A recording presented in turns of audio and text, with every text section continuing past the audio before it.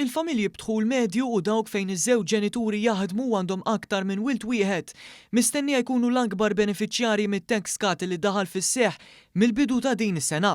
Dan ġie rappurtat mill-Gazzetta Malta Today fil-ħarġa tagħha tal-Erbgħa fejn kwotaw studju mill-Bank Ċentrali li sar mill-ekonomisti Glenn Nabela, Ian De Battista u Noel Rapa.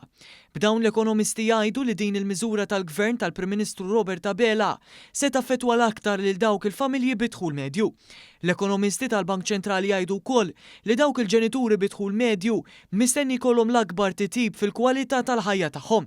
Intqal li sal-2028 meta din il-leġislatura tkun iddaħlet bi sħiħ, id-dħul tal-familji bidħul medju mistenni jiżdied bi kważi 3%. L-ekonomisti qalu wkoll kif il-familji bidħul l-aktar baxx diġà qed jibbenefikaw minn miżuri fejn ma jħallsux taxxa u anke minn benefiċċji oħrajn. L-istudju tal-Bank Ċentrali jindika wkoll li sal-2028 id-dħul tal-Gvern mit-taxxa ta' dħul se jonqos 170 miljun euro.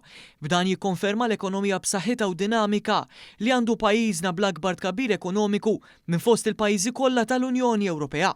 L-ekonomisti tal-Bank Ċentrali qalu wkoll li din il-miżura mistennija jkollha stimulu pożittiv lejn l-ekonomija ta' pajjiżna e kif il-ġenituri li jaħdmu f'pajjiżna se jkollhom aktar flus fil-but. Din hija t-tieni tax cut storika li ddaħlet mill-Gvern tal-Prim Ministru Robert Abela fl-aħħar sentejn. Bl-ewwel waħda kienet għall-ħaddiema kollha f'pajjiżna u t-tieni waħda dik għall-ġenituri li jaħdmu.